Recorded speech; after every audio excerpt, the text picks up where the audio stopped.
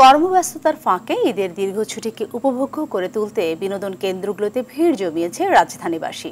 পরিবার পরিজন নিয়ে আনন্দমুখর সময় কাটাতে পেরে উচ্ছ্বসিত সব বয়সী মানুষ। তবে উন্নত বিশ্বের সাথে তাল মিলিয়ে বিনোদন কেন্দ্রগুলোর আধুনিকীকরণ ও টিকিট ব্যবস্থা ডিজিটালাইজ করার দাবি দর্শনার্থীদের। মাহিন আরাফাতের রিপোর্ট।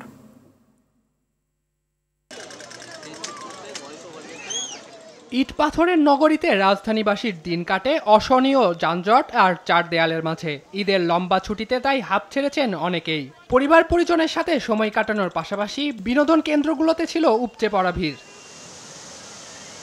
সামরিক জাদুঘর ও নভ থিয়েটারে ভিড় জমিয়েছেন অনেকেই। ইতিহাস ঐতিহ্য সম্পর্কে জানতে পেরে খুশি শিশুরা। অভিযোগ ছিল টিকিটের লম্বা লাইনের। এখানে আসার আগে কিন্তু আমরা অনলাইনে ট্রাই করেছিলাম, অনলাইন টিকিট দেওয়া হয় আমরা জানতাম, কিন্তু আমরা দেখলাম যে সাইটে কিন্তু ঢুকাই যাচ্ছিল না এবং অনলাইন টিকিট পাই নাই। প্রায় 1 ঘন্টা আমরা লাইনে দাঁড়িয়ে আছি, কবে নাগাদ আমরা টিকিট পাবো জানি না। যেহেতু ঢাকাতে প্রতিনিয়ত আরো মানুষ বাড়তেছে, সো আমার মনে হয় যে কিছু কিছু জায়গায় এখানে আরো বিনোদন কেন্দ্র আসলে প্রয়োজন মানুষের, না হলে একটা জায়গায় অনেক বেশি ভিড় পড়ে যাচ্ছে। পার্ক আরো বেশি বাড়ানো যায় তাহলে একই সাথে ঢাকার যে গ্রিনারিজের কমতি আছে সেটাও হয়, আবার মানুষের যে একটা আরবান স্কেপের একটা স্ট্রেস রিলিফের জায়গা আসে সেটাও পাওয়া যাবে।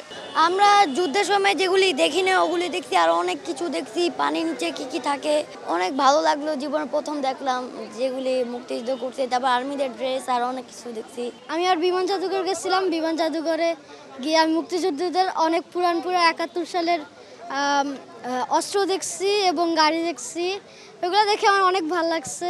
নব থিয়েটারে আমরা অনেক কিছুই দেখা হয়েছে, নিচে অনেক ভাস্কর্য দেখা হয়েছে আর নিচে অনেক পোস্টারে অনেক কিছুর ইনফরমেশন আমাদেরকে দেওয়া হয়েছে। রাস্তা পুরোই ফাঁকা, রাস্তায় কোনো জ্যামজট নেই, তো এখন ঢাকা শহরে চলাফেরা করে খুবই আরামদায়ক। আর এখানে আসতেও কোনো ঝামেলা হয়নি, এখানে এসে অনেক খালি আছে, অনেক ভালো লাগছে এখানে আসে। শিশুদের পদচারণায় মুখর ছিল শ্যামলী শিশু মেলাও। দুরন্ত শৈশবে ফিরে গেছেন বড়রাও। ঈদে অনেক জায়গায় ঘোরা হয়েছে, বাট এইখানে বাচ্চার জন্য আসা হয়েছে, কারণ বাচ্চাকে নিয়ে ঘোরা হয়নি তেমন। বোর্ডিং এ থাকতেছে, ঘরে থাকতে থাকতে, তার জন্য আসছি একটু সময় কাটানোর জন্য। আরও অনেক কিছুতে উঠলো, ওর কাছে অনেক ভালো লাগলো, বলতেছে আম্মু অনেক ভালো লাগতেছে, তুমি আমার নিয়ে আসছো। আমরা রাজশাহী থেকে এসলাম, তো এখানে ঘুরতে এসেছি প্রথমবার। এটা আমার এই জায়গাটা একটু ভালো লাগছে বেশি। ট্রেনে উঠলাম, দোলনাতে উঠছি, আর এটা এখন এখানে উঠবো। আমার কাছে ট্রেনে বেশি ভালো লাগছে। আনন্দ করছি, গড়া উঠছি, নৌকা উঠছি, হাসি উঠছি, বাম্পার কারে উঠছি, তারপর ট্রেনে উঠছি, রোলার কোস্টারে উঠছি। এই গাড়ি চালাইতে পারি, করতে পারি, এটা অনেক ভালো লাগে আর কি।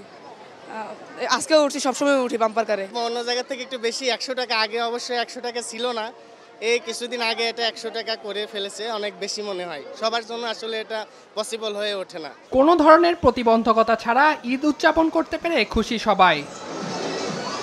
মাহিন আরাফাত, RTV, ঢাকা।